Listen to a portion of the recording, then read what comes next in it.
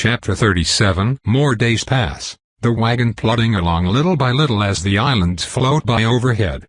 We break free of the forests near the start of the 7th day, the horizon appearing surprisingly close. As it turns out, it is close. As we travel onward, it becomes clear that in front of us the island simply stops. Soon we're at the edge, and I can't help but rush ahead a little to look down. As I sprint closer and closer to the edge of Verdantop, an unease grips me. The unease turns to fear and the fear turns to terror as I approach the edge, some primal certainty that I am not to go stopping me in my tracks.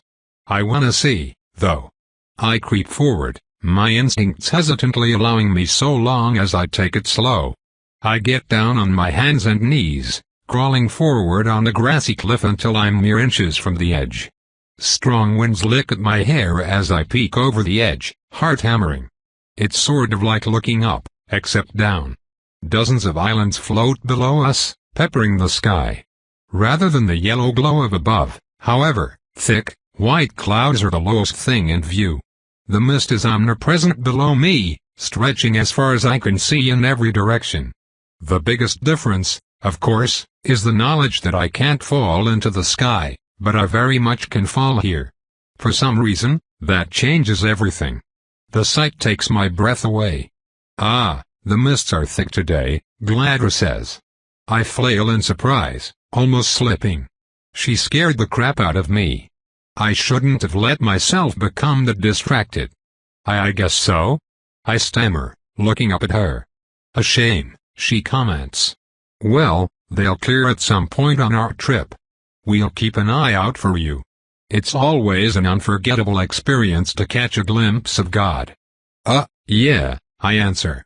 I'm not sure what else to say to her. I keep staring out at the beautiful, flowing mist of white, freckled by colorful dots of land.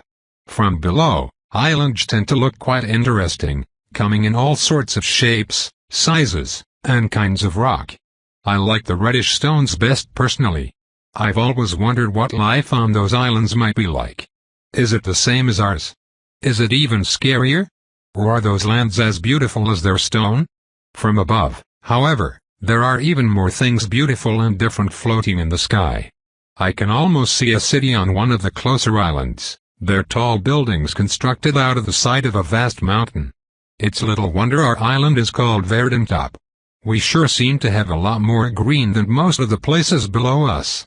Not that the forest is an appealing part of living here, but I'm sure it looks beautiful from above. You just gonna lie there staring over the edge all day? Gladra asks. I raise my eyebrows, looking at her with surprise. Can I ask seriously. She laughs. The road travels close enough to the edge, so you can look out while we walk if you want. Make sure to keep up with us, though, and don't fall. Right. Yeah. That would be bad. I follow the edge for a while, keeping my footing careful as I adjust to the terror of the potential drop. The road is about 50 yards inland, distant enough to not be a hazard but plenty close enough for me to keep an eye on while by the edge. Gladra seems inclined to walk close to me as I do so, which for once I'm grateful for. If I do fall, I wouldn't be surprised if she has a trick to catch me. We walk for hours, but much like looking up, the scenery doesn't change much as we look down. Eventually, another island passes under us, one that Verdantop is dropping into nighttime, which makes sense but isn't something I've ever thought about before. Unfortunately, it ruins the view below, and I eventually meander back to the wagon and hop in. Did you have fun? Penelope asks blandly. Yeah. I say happily. The view is awesome. You should go see when that other island gets out of the way. Pass, she answers. I've been to the edge plenty of times, Vita. My grandfather often made a point of dragging us all to the cities he conquered to show off. Oh, okay. I sit at the back of the wagon, legs kicking off the edge. What's our plan for when we get to Lisha? I eventually ask. I figured that was fairly straightforward, Penelope replies. Well, you have to pretend to be Penta the whole time, right? And I have to pretend to be Vitamin. Penta spent the entire time in my head pretending to be me. It's hardly going to set off alarm bells for me to act my usual self. That's how Nora work. Oh. Well, I guess so. What we really have to talk about is strategy when we get there. I doubt Remus is going to be the only one infected. It will take me a while to kill someone's Nora with my magic, but I can do it. It would be easier if I could just make a mass plague, but... Yeah, I know. Thank you for not. Penelope grunts non-committally. If it looks as though we don't have another way to save everyone, I will. Penta tenses. I sigh. Noted. We'll find a way for it to not come to that. You're going to have to get good at using the Everfull discreetly, then. Which means don't take it out around learned mages. If they're any good they'll spot a metal artifact immediately. Why is that? I ask. Monocyte is a very basic metamancy spell, and one of the first spells any aspiring mage is taught, she says, starting to lecture. Predictably, it enables us to visualize the flows of mana around us. Metal is valuable not merely because it is a strong and rare material, although it does tend to be superior in quality to all but the greatest of monster hides. Metal is valuable because it passively draws in and channels mana. If a metamancer enchants a piece of wood, for instance, the enchantment will only last so long as the power the metamancer places in it lasts. But if they enchant a piece of metal, the magic will potentially last forever. When you pour from the Everfull, it will draw in tides of mana to replenish the spatial spell placed on it. Any mage watching would be able to spot that. Okay, I say, nodding. Magic people can see metal stuff being used. Check. Shouldn't I still practice being vitamin, though? Penelope snorts. It's been over 7 days. The slime inside you was 10 hours old when you killed it. No matter how you act, I don't think it will come off as odd unless you're outright caught trying to kill someone. And if they somehow check if you have an aura in you. Yeah, fair. You're in more danger there than I am. And I'm confident I'll be fine. It'll make me feel better if we practice anyway, I insist. Penelope gives a long-suffering sigh. Fine. The pair of us spend a while trying to get in character which, true to her word, Penelope actually seems quite good at. She drops a bit of the acid and tunes up a bit of the depression and it works out quite well. Penta finds that assessment rather embarrassing, but struggles to deny its truth. I suggest Penelope try being a bit more upbeat as well, but she and Penta both say that they never acted that way in front of Rima's line. Just me. That makes me smile a little. On my end, I'm not quite sure what to do. Penelope keeps insisting that anything will probably be okay, since Vitamin would have presumably spent a lot more time in my body than she had in Remus's at this point. I decide to keep up the same persona that I used with Remus the first time, though, partly because it feels safest and partly because it's pretty fun. Hey, you two. Gladra calls, knocking on the outside of the wagon. The mists are clearing. Come see. Ooh. I hop off the back of the wagon immediately, rushing on over to the edge. My steps slow as I approach, fear and apprehension mixing as I get ever closer to the great drop. The island below us has passed. I stand next to Gladra, her oar calm so I can do so painlessly, and watch the swirling mist move. Did you know, Gladra says slowly, that from here, the mists are tens of thousands of miles away? I blink, turning to look up at her. How far is that? I ask. She chuckles. Well, our island, from end to end at its longest point, is less than 1,000 miles across. If I pushed you off the edge here, you might die of dehydration before ever reaching the mists. Assuming you don't die by running into another island on the way, of course. I gulp. She points down. Things always seem smaller when they're farther away, don't they? Watch, Vita. See the world for the first time. The mists stretch in every direction, farther than I can see. Slowly, surely, they begin to thin, allowing me to catch glimpses of something below them. A twisting presence briefly crests the top of the receding mists, reminding me of a snake slithering through grass. Although this snake is, apparently, larger than my entire island by several orders of magnitude. More and more of these snakes appear. Brownish, blackish twists of flesh that writhe about the mists, cutting apart clouds so massive I know no words for anything to compare them to. Oh, how laughable it is to have thought my island a large place. More and more and more of the horrid, beautiful tendrils reveal themselves. I stare unblinking as the mists wash away entirely, revealing the mass underneath which may as well be infinite to my senses. Beneath the mists, beneath the incomprehensible limbs, are the eyes of the mist watcher. A human eye larger than I could travel in a lifetime stares vacantly towards its zenith. The segmented eye of a dragonfly bulges around a collection of thin tendrils. A small eye of a goat, insofar, I suppose, as an eye dwarfing the largest islands in the sky could be small, seems to care not one whit as it gets rained on from above. Eyes upon endless seas of eyes, all different sizes, colors, and shapes. Each is part of the same pulsing, writhing mass that forms the center of everything, stretching from horizon to unreachable horizon. It is impossible to look down and not see it, as despite the incomprehensible distance between us I can discern no edge to it, no end. Many of the eyes match creatures I know.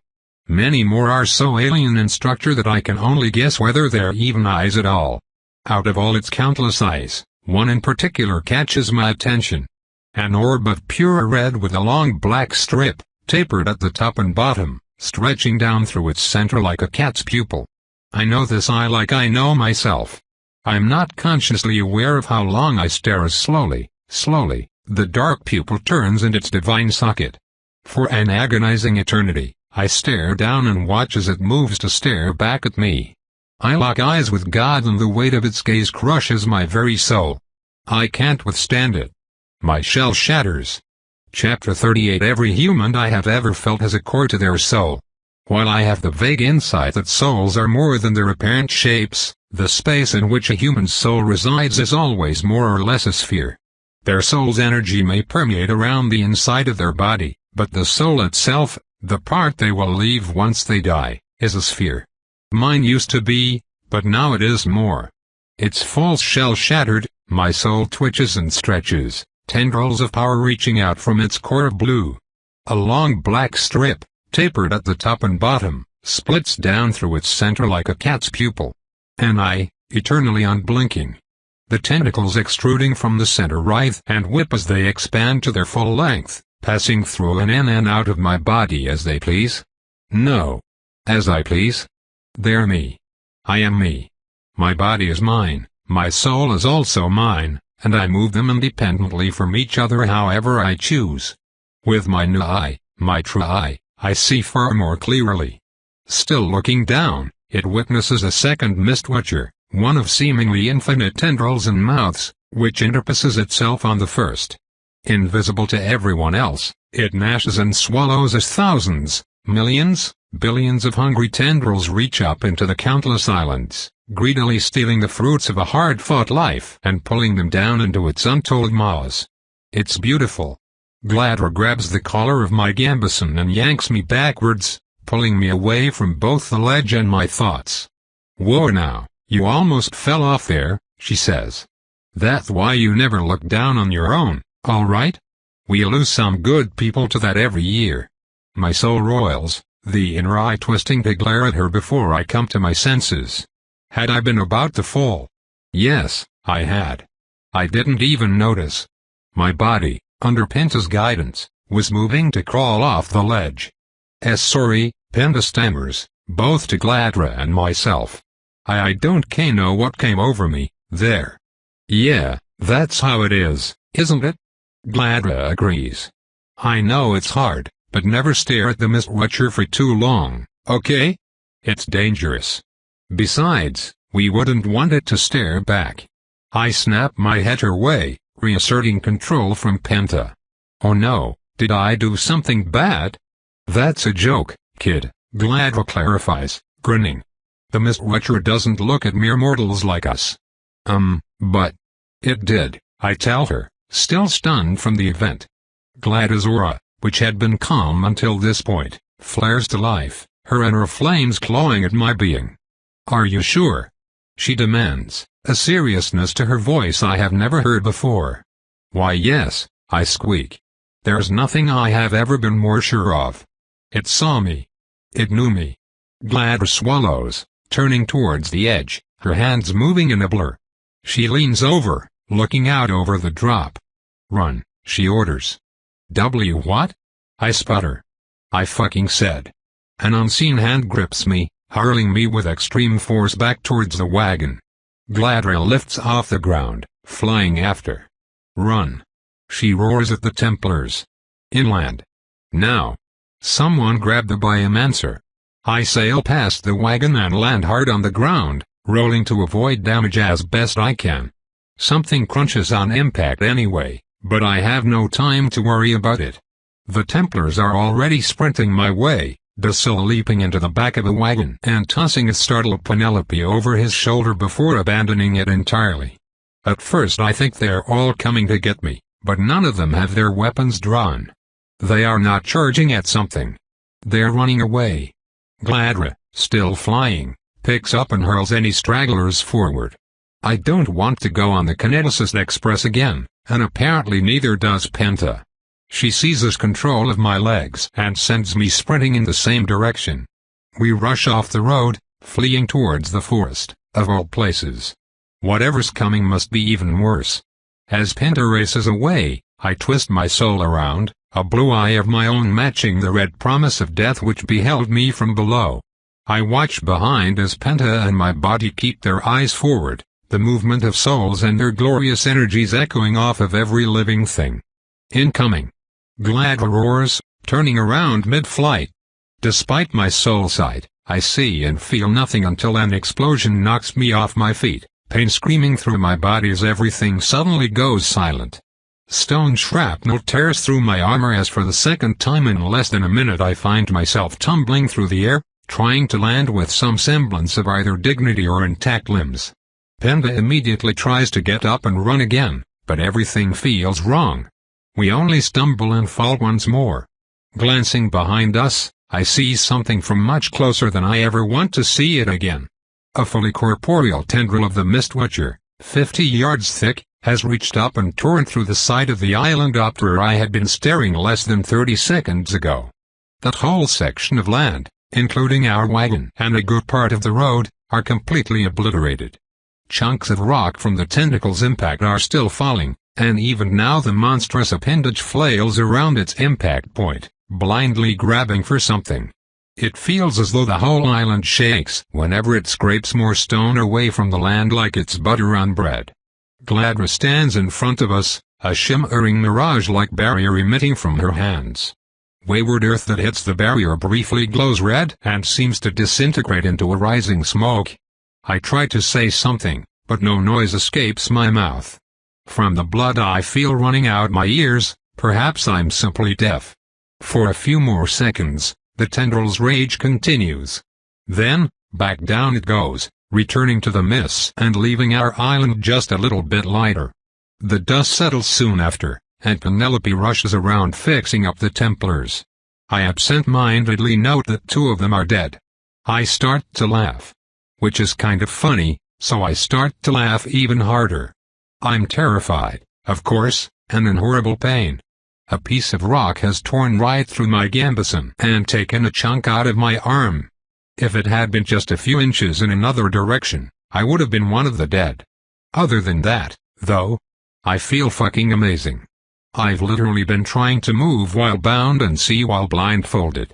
Everything is so much clearer now, I can sense from so far away. I whip my tendrils around, though they pass through everything but souls and my own body. Unless I want them to pass through my body. I find Penta huddling in terror inside my neck. I giggle some more, wrapping her up and cuddling her soul. It's okay, Penta.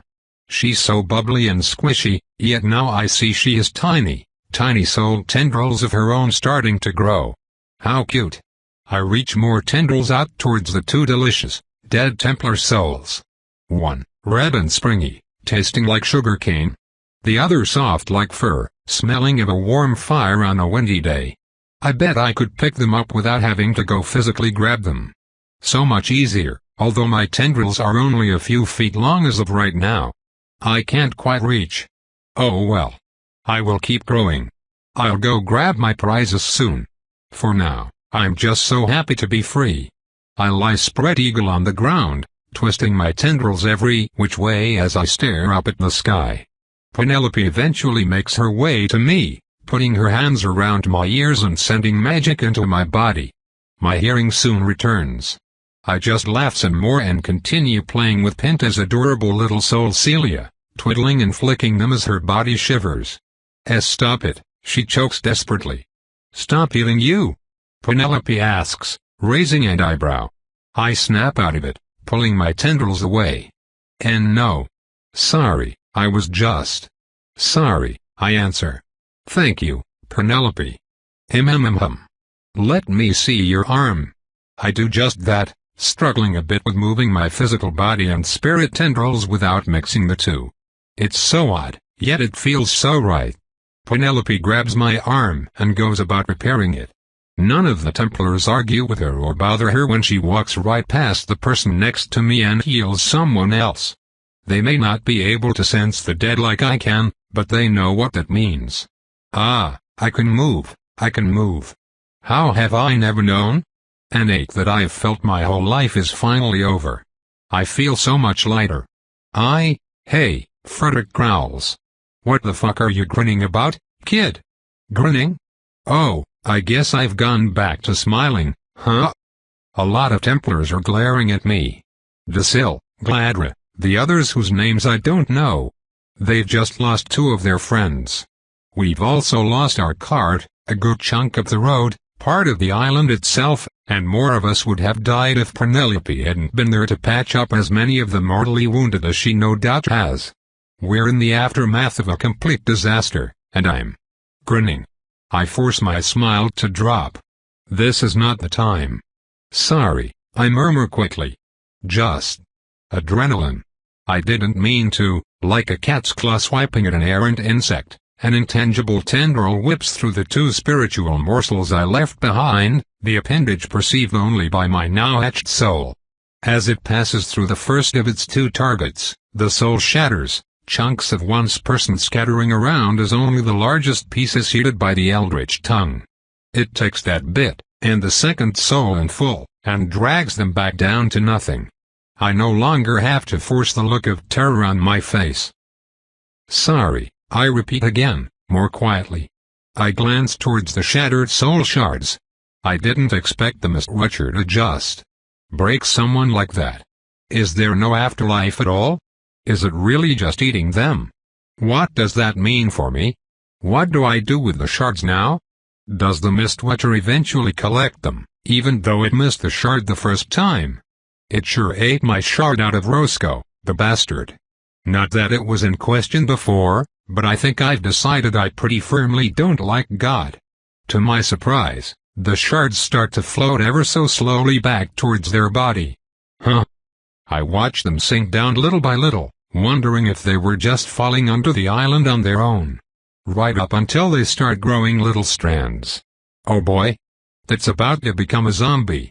I get up and stagger ever so slightly towards the body, reaching out with my tendrils to snatch those soul shards right up. The least I can do here is stop the Templars from having to suffer through attacking their own recently killed friends. Hans. Artemis. May you rest peacefully in the Watcher's clutches. Templar Desil murmurs these words softly as he grabs the bodies, dragging them to the side. Gladra, could you? Of course I can, she snaps, her shimmering barrier dissipating. With a few flicks of her fingers, she incinerates the corpses, leaving nothing but ash in seconds. Only 2, huh? Yes.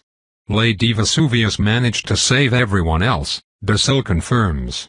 High Templar, do you know what caused this? I see him shaking. The normally calm pool of his soul is trembling with fury.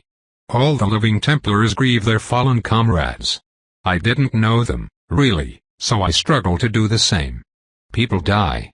You know what, I think I do, Gladra answers icily, and I suddenly feel that unseen hand yank my neck, pulling me off the ground and into her gauntleted grasp.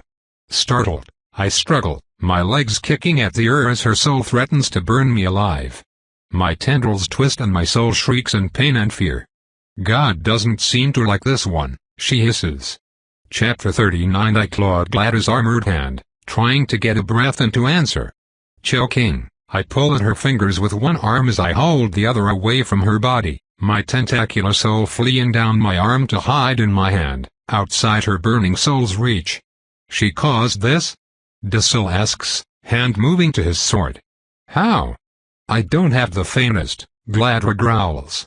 I didn't see her do a damn thing, but she somehow caused a full-on perception event. She even admitted to it. I don't know what that is. I managed to choke, prying a finger away from my throat. That, Gladra says, pointing to the scene of destruction where so much of the island is crumbling or outright gone. That is a perception event. And we, the Templars, exist to prevent them. She squeezes my neck harder, fury on her face.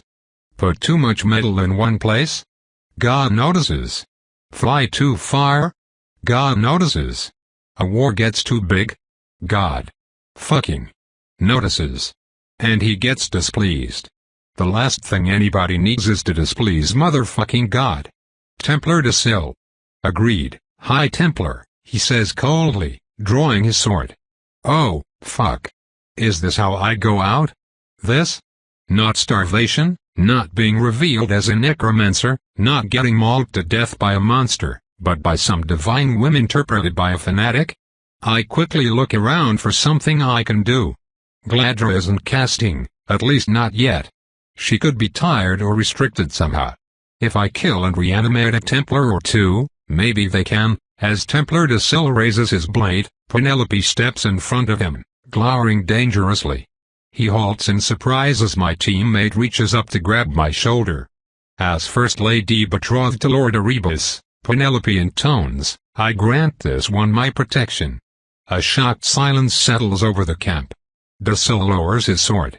You would dare? Gladra hisses. This brat just killed 2 Templars. Penelope glances up at the other woman, somehow seeming simultaneously bored and deadly serious. No, I am quite certain that the Mistwatcher just killed 2 Templars, Penelope answers blandly. It's a shame the High Templar sent to escort us failed to predict her own god's whims, but that is hardly the fault of an ignorant child. She admitted to drawing its attention, so she caused the fucking perception event. Damn your protections, I am well within my rights to— I don't think she did, Penelope says, cutting her off. Vida has lived at least 12 years in Skyhope without a single perception event befalling the city. Remind me, please, how many perception events you have been involved with, First Lady Carthella? You stood right next to her. Anything that appeared to be looking at her could have just as easily been looking at you. The two stare each other down, Penelope smirking at the furious Templar as I continue to claw at my throat for breath. Release her, Penelope straight up orders. Or kill us both and hope your name covers for your crime. With a petulant sneer, Gladra throws me high into the air. I tumble head over heels a few times before landing with a crash, in serious pain but at least with nothing broken. I gasp for breath, hands clutched protectively around my throat. I'm going to go catch us new rations, the High Templar hisses, glancing my way briefly before stomping deeper into the forest. Penelope calmly walks over to heal me again, and the other Templars glower behind their helmets. Dasil approaches us, sword thankfully sheathed. You declared your protections as First Lady betrothed, he notes. I did, Penelope confirms. We will, of course, need confirmation from the true Lord Erebus that he backs this decision. Naturally, Penelope says, smiling sweetly. I'm sure he will be happy to meet with you when we return to Skyhope after the mission.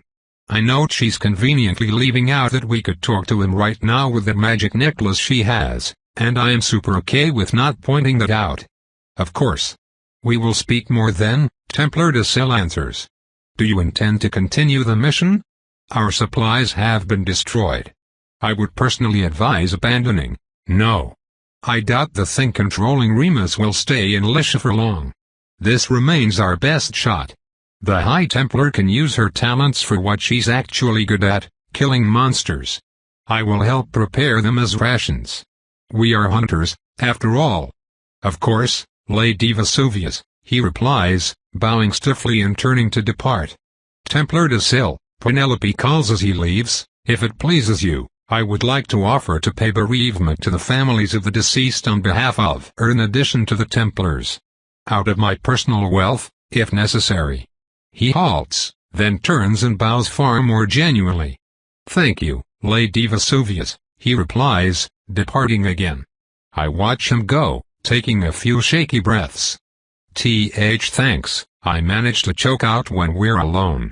Penelope flashes me a rather unpleasant smile.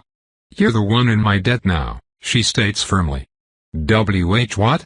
I ask, blinking. I saved you, you saved me. Aren't we even now? No. She glances sidelong at me, her soul singing gleefully as her gaze seems to be full of nothing but disdain. You don't understand the gravity of what I just did. I put in a lot of work to wriggle out from under my fiancé's thumb, just to crawl right back under it for your sake. I frown, poking her in the belly right over where her soul rests. Liar. You're way too happy about this. She laughs, tinkling high notes in time with the action. Oh, I didn't say I wasn't happy. My family is always delighted to pull one over on Lady Carthilla. Besides, you're going to help wriggle me right back out again, aren't you, Vida? Unless. I snort. Of course I'll help. You're not gonna need to blackmail me for that. She shrugs. I might. I blink. She's grinning like it's a joke, but in reality, she's dead serious. Something you want to, run by me, Penelope? Yes, but not now, she answers. We'll have to see if we survive Lisha village first. Just as a heads up, though. She leans down to whisper, smiling sweetly. If your pet tries to reveal any more secrets, I'm killing it. I blink. Penelope, you can't just threaten to. Yes I can, she says, cutting me off. The slime is pushing its boundaries, seeing what it can get away with. You're just letting it. If you won't discipline your dog, I will. She's trying, I say, scowling. She's not a dog. She's a person in a shitty situation. And I'm sure you see so many parallels with yourself that it's blinding, but I'm afraid I don't sympathize with a tortuous puddle of sludge. Be happy I'm this tolerant. If it wants to survive, it will have to behave. Penta takes control, nodding my head once. Good, Penelope says. Now let's help the Templars and go back to marching. I want this all to finally be over with. I get up to follow her, feeling grateful and more than a little overwhelmed. I have to resist my urge to send a tendril into her body and poke at the bubbly bits of her soul. I bet they're even more amusingly squishy than Penta's. It seemed uncomfortable for my poor friend, though, which is a shame. Soul hugs are even better than normal hugs. So, at least 12 years, huh? I say, playfully squinting at her. I don't have any exact way to determine your age, and it's certainly possible that starvation is why you are stunted. However, it seems less likely than the idea that you are simply wrong. I scowl, but don't argue. This time. What did you do, anyway? I ask. Would I grant this one my protection stuff? I hired you, basically. Templars possess the right of adjudication on common folk, but by tying you to a noble house they must first submit an official inquiry, and, well, it gets complicated from there. Since Gladra is a noble herself, I had to use my fiancé's name to match her rank. The important part is that Gladra is no longer legally able to ash you as she pleases. I nod. Huh. Neat. I guess it makes sense the Templars can't just stab nobles whenever they feel like it. Wait, am I a noble now? No, Penelope says. You're my slave. What? Just legally, Penelope says, waving her hand dismissively. You're merely the property of my future house. It's not as though I intend to bind you in shackles and have you whipped. The position need not even be public. I frown. She says that, but if she revokes that protection I get incinerated by Gladra the fucking Annihilator. Well, I guess it's not like you couldn't get a Templar to kill me whenever you wanted before now. I relent. She looks back at me, smirking. There, see? That's the spirit. I'm quiet for a while as I walk behind her, dragging my feet back towards the ring of men and women that recently almost filleted me. Penelope. Do you think I actually caused that, perception thingy to happen? Why did the Mist Watcher do that? She sighs. Officially, no. It is the stance of House Erebus and, to my limited ability to declare it, House Vesuvius, that you in no way participated, willingly or unwillingly, in obtaining the direct attention of the Mist Watcher. I feel like there's a but. But you and I are going to talk about that later. In private. For now, just stay away from the damage, Vita. Whatever just happened should not have happened. I've heard of the Mist Watcher batting of things flying between islands, but people just looking over the edge. Never. If it was anyone else, I'd be supremely confident that Gladra was foisting the blame, but, well, we'll have to make sure you cross over to Lisha while the mists are up, I suppose. I tilt my head. What do you mean crossover? She doesn't answer my question just then, but soon enough the Templars and us return to walking. Decil and Gladra get back in their silence bubble, talking most of the way there without removing their helmets. It's pretty obviously about me. I can't help but regret how horribly suspicious Penta and I have been acting, but I suppose it wouldn't have mattered much. That tentacle would have come all the same, right? I guess it might not have. I don't have the slightest idea why the Mist Watcher tried to kill me. Maybe it can tell I stole its food. Why would it care, though? It's just making my soul nice and plump for when I die. Maybe I'm fucking with the afterlife after all, and it's pissed about that. I shake my head. No way. I can't believe it. Besides, it just smashed someone's soul into splinters. It clearly doesn't matter to the Mist Watcher if it gets someone's spirit intact. I wiggle my tendrils in indignation. Stupid giant Mist Watcher. Dumb soul glutton. Roscoe-eating jerk. Leave some souls for the little gals, huh? More days pass. With Penelope there to treat meat and Gladra able to take her frustrations out on the local fauna we're not wanting for food, at least. I wonder why the city doesn't just send Gladra to burn down all the forests. Do they grow back too fast? Is she always busy? Or will even the Annihilator die if she tangles with some of the stuff deeper in? I'm not sure I want to think about that. We're almost there, Decil eventually announces. This is where we will make camp. Penelope, Vita, you two go on ahead alone. We don't want to risk Lisha noticing we're here and blowing your cover. Thank fuck. The emotional exhaustion of being around a bunch of angry Templars is worse than the physical exhaustion of walking all this way. 3 days, High Templar Gladra calls after us. Be out of Lisha by the night of the Weeping Isles. If you're not back by then, I'm torching the place. I gulp and nod at her. Penelope and I gratefully excuse ourselves, heading out and up over a hill. As we crest the top, it's easy to see what must be Lisha village. With buildings constructed mostly of wood instead of stone or clay, the village is about half farmland, the rest all gardens and houses. From up here it's easy to see quite a few people working out in the fields. It appears to be a humble village by all accounts, with one thing that sets it apart: the entire place is its own island, floating separate from the mainland nearly 100 yards out. The only thing that connects it to Verdantop proper is a single rickety-looking rope bridge, spanned out over the great freefall of the world.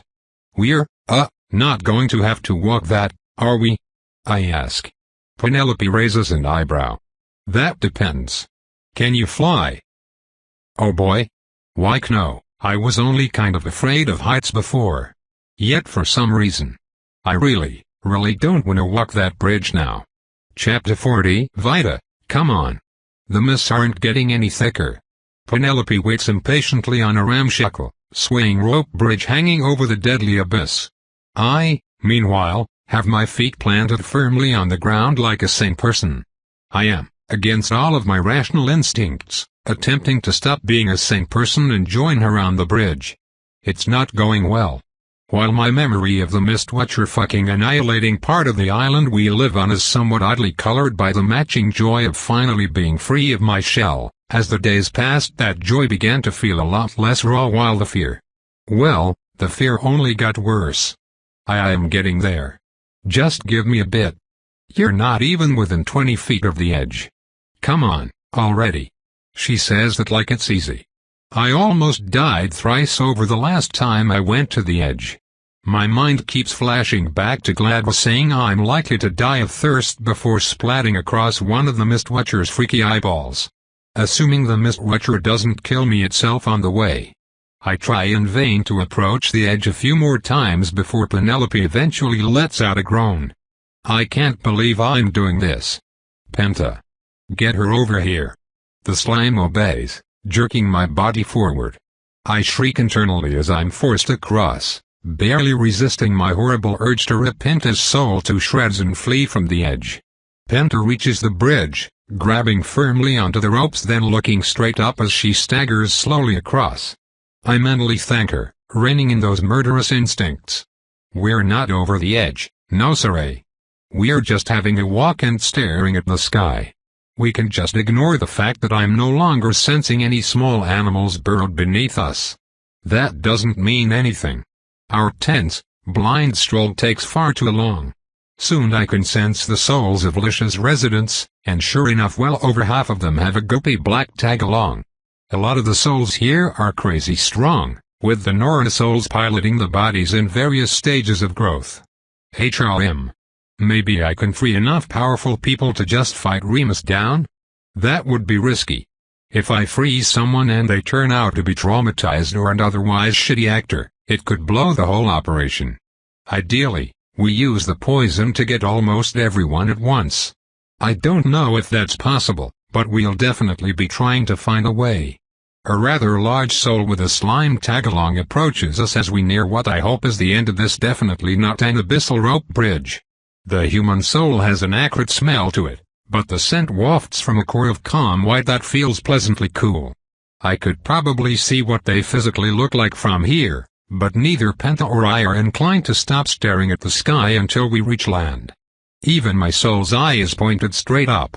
While it doesn't see in the same way my eyes do, its sensitivity to souls is so high I can vaguely make out the shapes of people I'm looking at.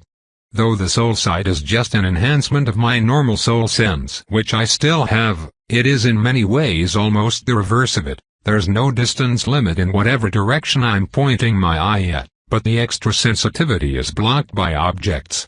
Helpfully, I can often tell the vague position of those objects based on how I don't see souls where they are, instead seeing soulless things as silhouettes. I don't understand how it works yet, but the important thing right now is that I'm less than inclined to witness how far I still have to walk. Hey, kids. A hissy voice shouts at us. This ain't a traveler's rest stop. Get off our bridge. If you need an inn, Grass Deep is 6 hours starboard down the road. We're well aware. Penelope shouts back. Is Remus still here? We're with him. Remus? The acrid salt person snaps. The hell do you want with him? We'll tell him when we see him. He knows us. Penelope and Vita. I don't hear a response and Penelope keeps walking, so I assume that satisfied them for now. Penta follows as I return to trying to distract myself from all the invisible Mistwatcher tendrils pouring up out of the below and trying not to scream whenever one passes close to me. The tendrils ignore me, at least, which makes sense. They've always been there, and while I could feel the one that touched me back when Roscoe was tragically and brutally slain, I could never see them until now. Even suspended over the edge, the mists protect me from the fullness of that godly creature's gaze. Eventually, blessedly, we make it back onto land. I collapse to the ground as Penta relinquishes control of the body to me, hands and knees on the ground. Don't got legs for the sky, do you, kid? That hissy voice asks, amused. I look up with my meat eyes, glowering at the powerful, slime-infested person above me. The person with the white, bitter soul is surprisingly short, only a few inches taller than me. They wear a huge jacket with a comically oversized collar, covering the lower half of their face. Though it's a simple dun material, there doesn't seem to be a single inch of space without some kind of pocket. From their salt and pepper bowl-cut and partially covered face, I can't tell their gender, but I can guess that they're about Remus's age. Their soul isn't much weaker than him either, but I can probably kill the slime. It feels new, still being mostly sticky black rather than taking on the traits of the host. If you could sense the kind of shit this body can, you wouldn't want to look down either, I answer, glowering up at them. They raise an eyebrow. I don't have time to explain before I spot Remus running towards us. Vida. Penelope. He calls to us, smiling broadly. What are you two doing here? I thought I told you to stay in Skyhope. Despite our insubordination, he seems quite happy to see us.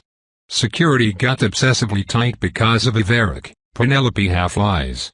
Templars were everywhere. We thought it wise we meet you here before something unexpected caused suspicion.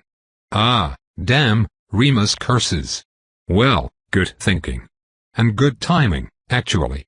We were going to set out to retrieve you soon anyway. This saves us a trip. How have the two of you been faring? Any trouble on the road? I've been doing all right, Pops. I answer, injecting as much cheerfulness into the statement as I can. Part of the road was fucking exploded up port from here. Just. A whole chunk of the goddamn island was gone. Didn't have much trouble going around, though. So that, the short hissy person comments. It was a perception event. No idea what caused it. Maybe some moronic metal merchant with more money than sense? I hope not. Metal is precious enough without fools losing it, Remus says firmly. Though the debris didn't reach Lisha, and that's what matters. Anyway. Vida, Penelope, this is Seong. They were formerly on my hunter team, before the others retired. Seong, Penelope and Vida are my hunter trainees. They are a lot like us in other ways as well, so I hope you all get along.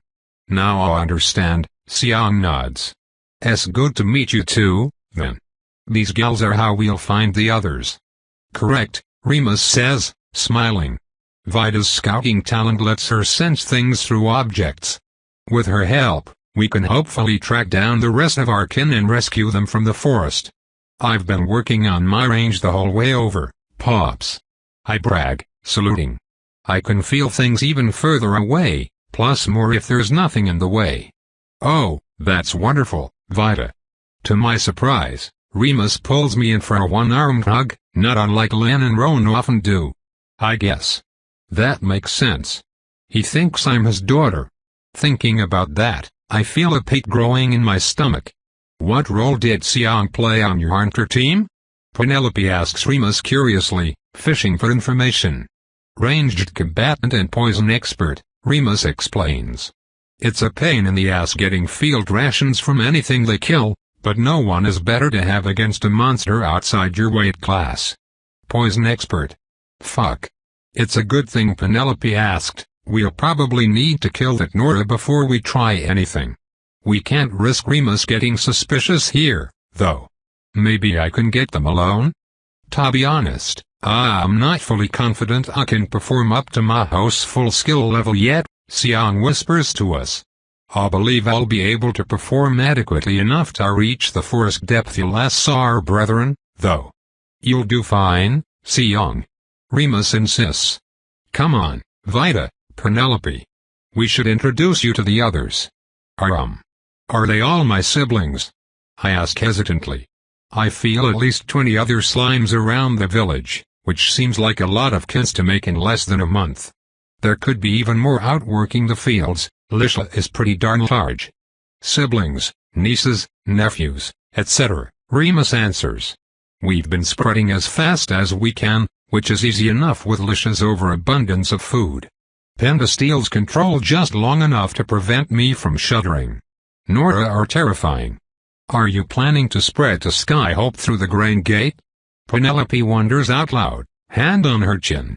I hope you haven't sent anyone through, yet. Now would be a dangerous time to expand. Grain gate? I ask. Lisha supplies a fair percentage of Skyhope's grain and produce, Vida, Penelope explains. Its position as an independent island makes it one of the safest places on Verdantop against monster attacks. When Vaka acquired the territory, they invested a significant amount of metal into making a high-output dimensional gate between Skyhope and Vaka so that the goods can be transported quickly and safely. What? I protest indignantly. Why the hell didn't we just take that here, then? Penelope rolls her eyes. It's too small. We could get through it, but our hosts are far too large to fit. Leaving them behind would obviously not turn out well for us. Oh, so it's kind of like a larger Everfull, but still not big enough for a person. They can probably pour wheat grain and other things through, but not big stuff. Obviously, I don't make the comparison out loud. I'm a bit worried about Nora using that as an escape route and infiltrating the city that way, but by now the Templars probably have a death trap waiting for any of them that try it. As awful as the Templars' involvement is for me personally, it's a good thing we warned them. I don't have any plans for the Grain Gate, actually, Remus says. Other than continuing to use it for its intended purpose, anyway. Penelope raises an eyebrow. Really? Of course. Expanding the Skyhope would not only be a fool's errand, but it would endanger us all. We just need somewhere we can live as a people. Somewhere safe.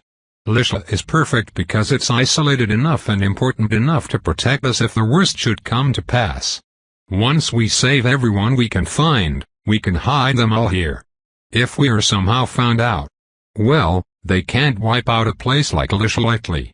Penelope and I ever so briefly share a look, no doubt thinking back on how Gladra had been casually considering melting this place.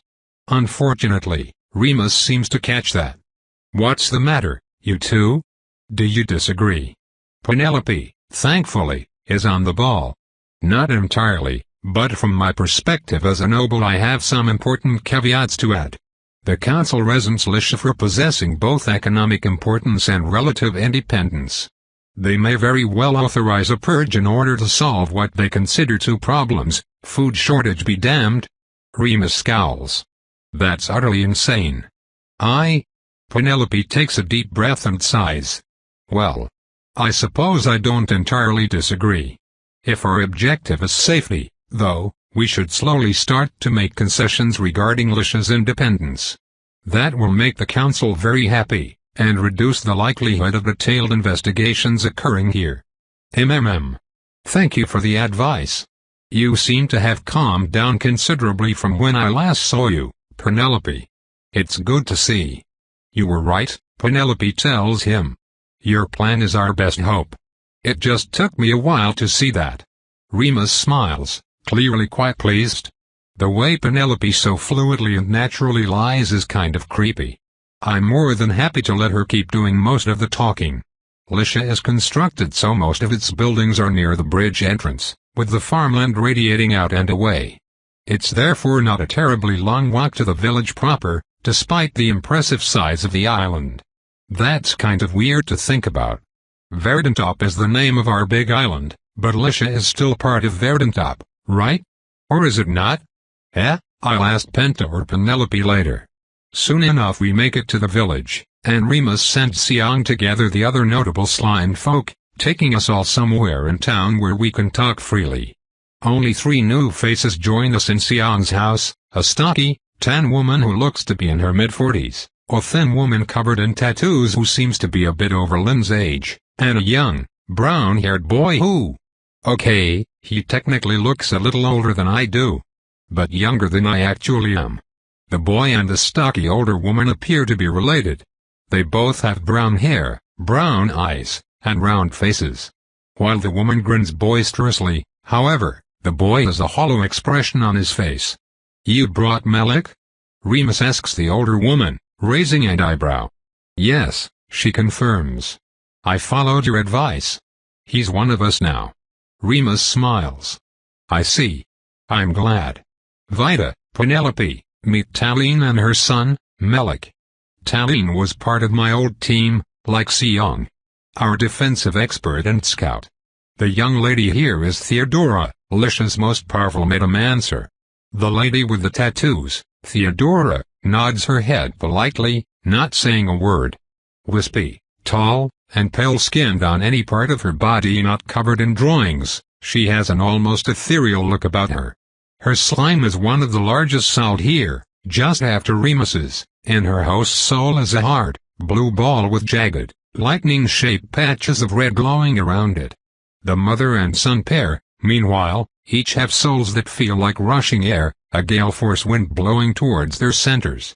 The son's soul is small and flecked with black, while the mother's is large, yellow, and smells of fermenting grain. So, Vita, you can sense our kin in everyone here? Remus asks to confirm. Yep, I lie smoothly. You and the Italian lady even have a second in ya, Pops. You've been splitting fast. He chuckles, nodding. Indeed. So then, we can start detailing our immediate plans. Although first I want to ask you, Taline, why bring Melik? Surely you're not suggesting we bring him to the forest with us. Water forbid it. She answers, laughing. No, nothing of the sort. He's young and new. But I want him to learn and see what we're doing here. Just to watch, so he'll be better prepared in the future. The young boy says nothing, but Remus nods in understanding. I see. Laudable. Well then, to begin. The meeting starts proper. I tune out from most of it. I have my own problems to think about. Here to help him, Remus is a learned mage, who'll be able to detect the Everfull if I try to use it. A poison expert, who might be able to notice if we slip them something. A woman whose power I don't know, but could be any sort of potential threat since Remus introduced her as a scout. Then, finally, the wild card. Her kid. Melik, whose ass I just covered hard. Because unlike what his infected mom just claimed, he doesn't have an aura in him. Chapter 41. Okay, Sitrep. There's a lot going on here right now, and I need to lay it all out in my head. Penelope and I are here to kill all the Nora, or failing that, retrieve Remus's sword. The Nora here think that we are also Nora, but they're mostly wrong. Remus is the ringleader of this whole thing. He and his controlling slime are both bonkers strong, and I doubt my soul nab will work on them, even post-hatching. We need to get Penelope to infect him, or I need to poison him. Both of those things are a pain in the ass, though, because Theodora is a metamancer. If I recall right, that's magic about magic, or something. It probably means she can detect the flow of mana really well, and she'll notice if I pour from the Everfull or if Penelope activates her talent. She's slimed, and like Remus I'm not sure if I can just yoink her back to humanity.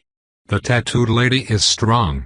Xiang, meanwhile, is a poison expert, which is another nail in the coffin of using the Everfull. Their soul is humungo, but the slime in them is young and weak. I can probably just kill their slime with a soul grab, but I have no idea how the human Xiang will behave afterwards. If they start acting suspicious when I free them, it could be bad. Taline is a former hunter-scout, like me. I don't know exactly how her power works, and to be safe we should probably find out before I start murdering anybody. Her slime is pretty strong, but not quite Remus's level. I might be able to just soul yank her. The real wild card is the boy, Melik. He doesn't have an aura, but his mom does and seems to think he does too. Does he have a talent like mine? Did he figure things out and dodge them somehow? Did he get lucky and eat a poison mushroom by accident? I need to know why he is free and if we can use him to our advantage here. Finally, there's, well, all the rest of the villagers. Over a dozen weak rondos are also slimed around Lishla village. I figure we save them for last, though. I can probably just walk past them and thresh the slime souls with a tentacle. A simple sweep of the island and we should be clean. What do you think, Vita? Remus asks, snapping me out of my thoughts. Oh yeah, I should be paying attention to this strategy meeting. Oh, sorry, I kinda got distracted, I admit sheepishly, scratching the back of my head. You need to be paying attention, Remus insists, sending a stern look my way. You're the linchpin of this operation. If Penelope was successful in destroying the burrowhound colony, our brethren would have had to flee out of the tunnels before locating a new host. If you can find those exits, they will be the best spots to start looking. I nod, pretending to think while I get in character. I can't guarantee that, Pops. I sense living things and relative strength. If there are new monsters that moved into the tunnels, I'll be able to feel those. If not, I can't see underground any better than you can. That's what I thought, he agrees, nodding. So we'll have to rely on you, Talene, even with your low range. Oh, perfect. Sorry, what all can Talene do, again? Ha ha, I'm kind of a weird one, Talene laughs cheerfully. My only talent is to pull things towards me. I can vaguely feel whatever I'm pulling on, though, so I use it to scout by imperceptibly tugging on everything around me. Took me a few years to get a handle on it, but now it's second nature to me. It took her host a few years, she means. She, as in the person actually tucking, is probably only a few days old. How detailed is it? I ask. Pretty detailed, now that I'm used to it. It's almost like a full picture of my surroundings. It doesn't go through objects like yours does, but we can use it to find burrow holes that are nearby. Perfect. If I keep a wall between me and her, then, I shouldn't have a problem on that front. Sounds handy. I say. Go Team Double Scout. She gives me an odd look for a second, then smiles back. Go Team Double Scout. Remus chuckles. His slime just seems so goddamn happy with all his kin around. It kind of hurts to have to kill him. Penta lightly squeezes my spine. Yeah, there's no way she doesn't feel even worse than I do. I almost give her a light pat with a tendril before remembering she doesn't like that. Someday, I will find someone that I can soul snuggle. During the rest of the meeting we cover our strategy for tackling the forest, though I don't pay a ton of attention since I have no actual intention of participating in that mission. Remus wants to leave tomorrow, but Penelope and I managed to negotiate him down to a few days from now to keep him in the village long enough to give us Gladys' full-time limit. He doesn't like it, but a lot of the others agree with our points.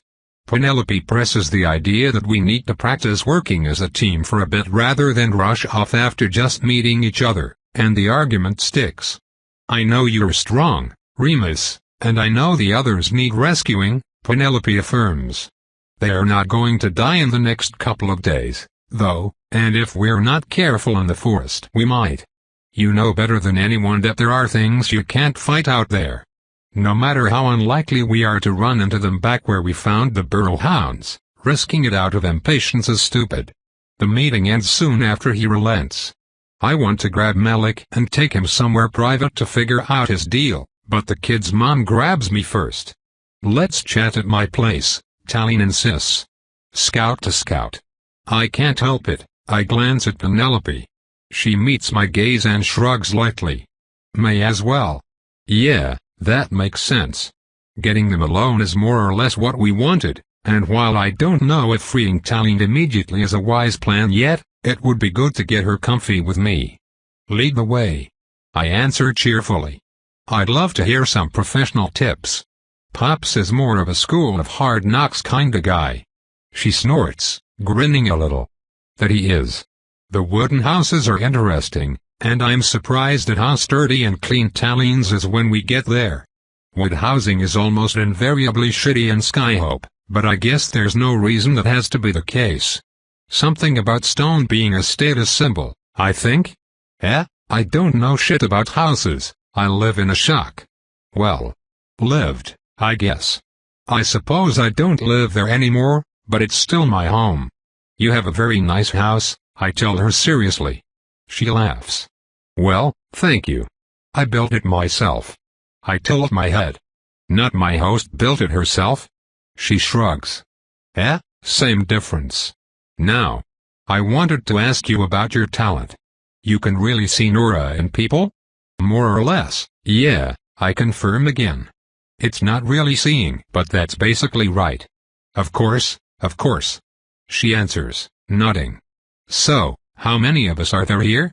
I do a quick count, mentally adding one extra for Penelope and Malik each. 33, I think, I answer. Unless there's more up deeper in the fields than I can feel from here. And you sense 2 in me, she presses. This is getting weird. Didn't I just say that in the meeting? Yep, I confirm. 2 in you. And 1 in my son, she continues. I smile my best conwoman smile. Yep. She gives me an odd look, and I start to worry that I've fucked up. She's the one that introduced her son as slimed. Wait. Was that a ruse? But why would she bring her human son to the strategy meeting if she knew? You're covering for him, Talene says. Why? You don't even know us. I blink. So she does know. Why is she? So you're lying to Remus about him? Penta asks, suddenly asserting control. My tendrils shiver at the sudden takeover, though it's much easier to detach myself from the need to control my body when I have something else to move instead. I almost chastise Penta for yanking my body away again, but I suppose we did agree to share more. I am, yes, Talene admits. I can't let someone else control him. You're not going to tell anyone, right? Her question wasn't asked out of fear, but as a warning. I won't have to stop you from telling him, right? In a normal situation it might be threatening. The short, stocky woman is more than a match for Penta and I in soul strength, though at this distance I could probably kill the slime without trouble. Thankfully, there's no need for that yet. I'm just surprised, and a little disturbed. I won't, Penta confirms. But why? Won't he tell someone? She shakes her head. He won't. He's a good boy. Even if he wasn't, there's no way I can let Anora into him. He's my son. Penta moves my lips into a frown. I see. Your host loves him very much, so you also do. Exactly. Yes. You understand. I could never let someone replace him. I had to tell him about us. I had to keep him safe. Penta chews on that for a while as I watch with interest. So, how does he feel about your possessing his mother? She swallows. He doesn't know.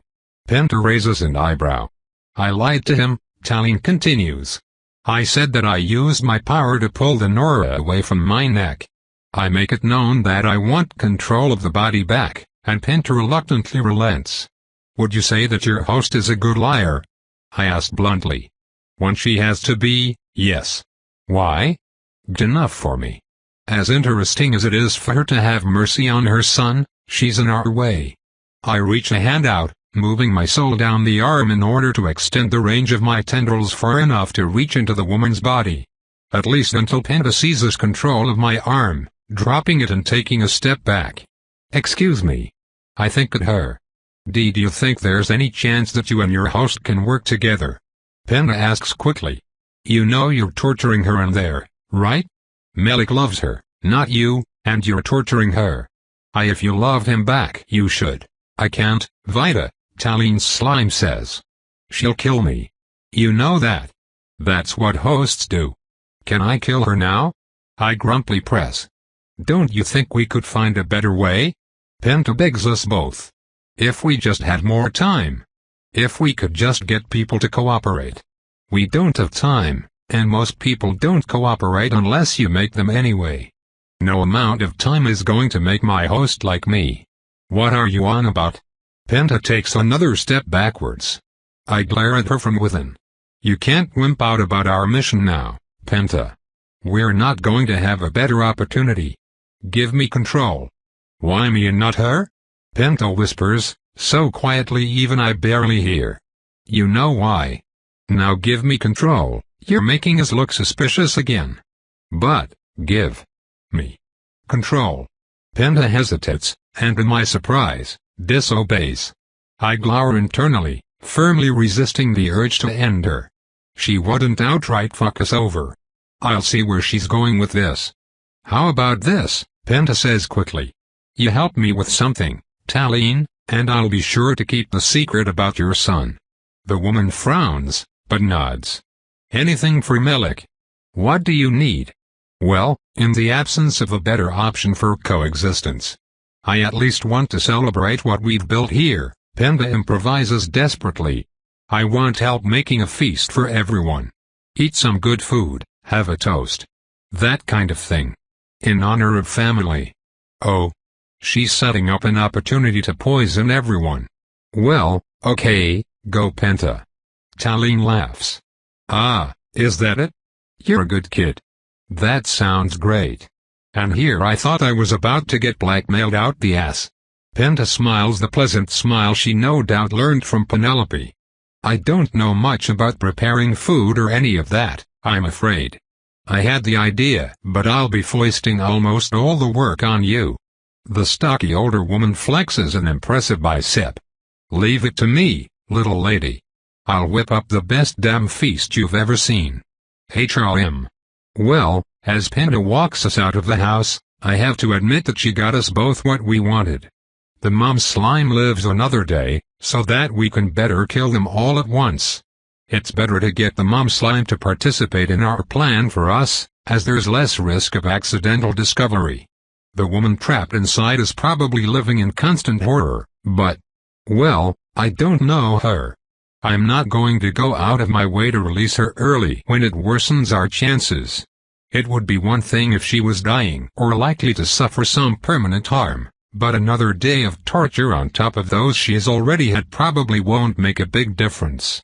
Vita, you do realize that mental trauma is potentially permanent harm, right? Fuck, Penta, do you want me to kill her or not? Of course not. She hisses. I don't want the humans to suffer and I don't want the Nora to die. Why is that so hard to understand? It's easy to understand. We just don't have any way to accomplish it. She's a slime that loves a human. There has to be something there. Maybe, but if we waste time looking for it, things will get way worse. Look, I know this doesn't sit well with you, but I really can't have you fucking up the operation. You realize that we'll just get everyone here killed, plus us? I figure that if they die around me I can at least maybe make them revenants later. My face frowns. You're not just going to eat them? Penta asks. I mean, I wanna eat the big ones, but we'll see. We can work something out. Now gimme my body back before Penelope sees us and makes you explode. And don't try this shit with Seong. The poison expert being on our side is non-negotiable and you know that. She detaches from my spine completely, perhaps to think without my mind getting in the way. Fine by me. The person I need alone next is definitely Seong.